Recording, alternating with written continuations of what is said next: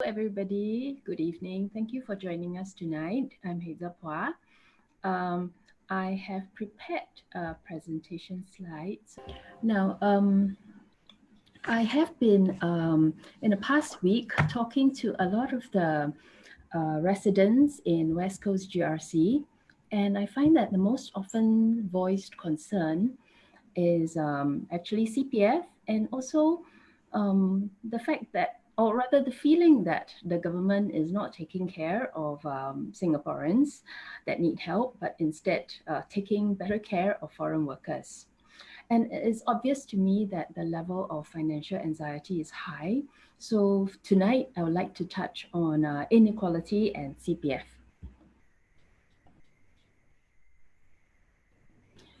Now, over here, this table shows the average, the increase in the average monthly household income from work per household member.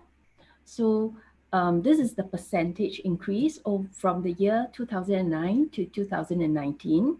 So you can see from this table that everything looks fine. The lower end, the percentage increase is moving on par with the middle. And in fact, the highest 10% is actually has the lowest percentage increase. And therefore, there was earlier this year, we had a few newspaper articles celebrating the fact that we have the lowest inequality in 18 years. And it was mentioned that if this trend continues, then inequality gap would narrow. But the percentage only tells half the story. Let's take a look at the absolute numbers instead of percentages.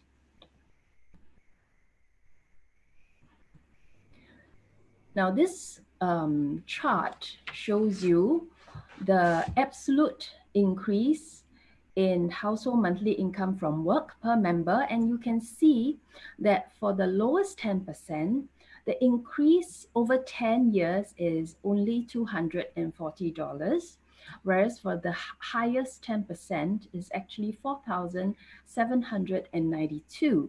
So therefore, you can see that even though in percentage-wise, it looks okay, but when you look at absolute dollars, you can see that the gap is actually widening. I don't call this catching up.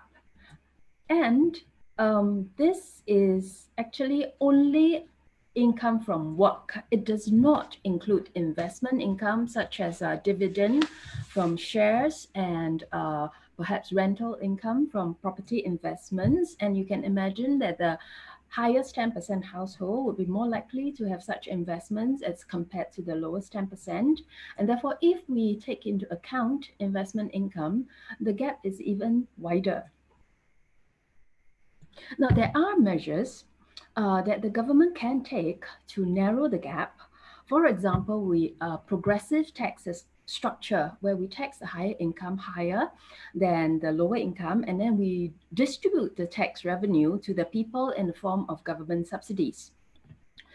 However, let's take a look at our tax system over the years. Now, two of the highest contributor to government revenue is actually our income tax and our GST. Now, over here, I have the corporate income tax rate over the years. Now, income taxes are progressive in the sense that the higher income pay a higher rate of tax as compared to the lower income. So in 1987, the income tax rate was 33%, and it gradually reduced until in 2010, it has dropped to 17%, half of its former level in 1987.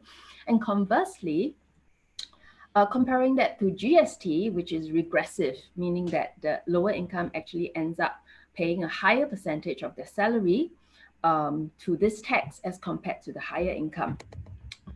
The reason for that is because even though we're all paying the same rate of GST at 7%, but the lower income tends to spend all of their income or sometimes even more than their income on consumption, whereas the higher income can afford to set aside a certain amount for savings. So the rate, so they don't pay GST on the savings, they only pay GST on the consumption, and that makes it a lower percentage of their income.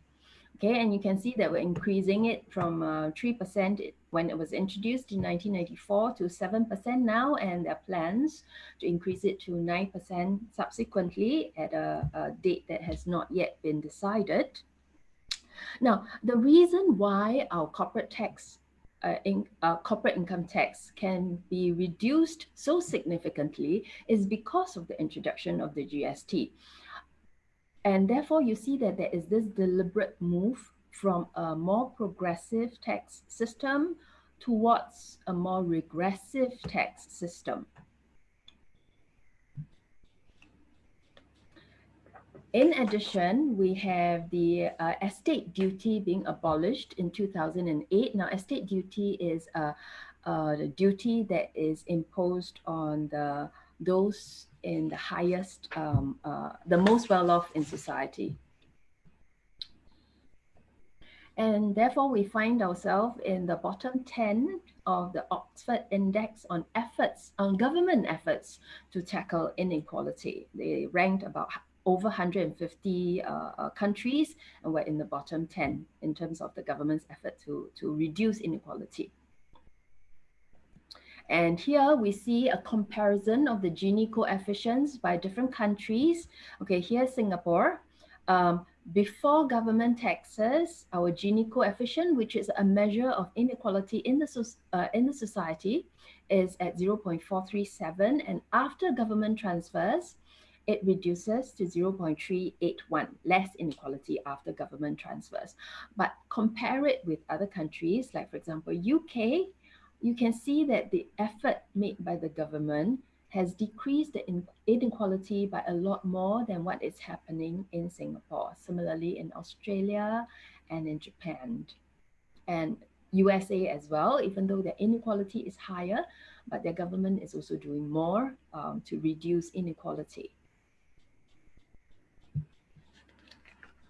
And therefore, PSP proposes to reduce inequality by building a stronger social safety net. This will come in the form of more government subsidies for the needy and also those who may be unemployed due to, for example, the COVID crisis. And we're also proposing more subsidies for healthcare, for example, that the Medishield Life premiums be paid by government.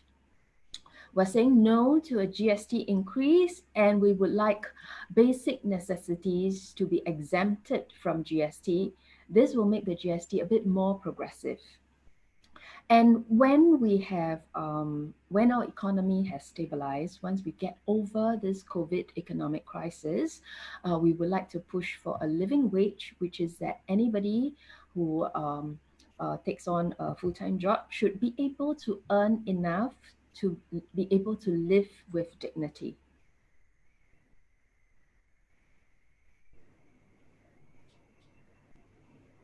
Now, I'm moving next to CPF. During my conversations with residents, I find that a lot of them are concerned about CPF. Firstly, they're upset about the broken promise of withdrawal at 55. And a lot of them are also very upset that they are because CPF is their own savings, so they're upset that they cannot use their own savings when they're already facing financial difficulties now. One of the things that PSP is proposing is actually for a higher withdrawal at the age of 55 for now. But this is a work in progress for us. We would like to explore more ways for greater flexibility in the use of CPF funds. For example, one of the things that we're still discussing is actually whether people can be allowed to borrow from their CPF accounts when they are unemployed or otherwise in difficulties. In the same way that when you have an insurance policy, you can actually borrow against your insurance policy. And so our work here is not yet done. In fact, for all policy areas, our position is that our work is never done. Policies are always a work in progress, whether election is here or not. And we welcome any feedback.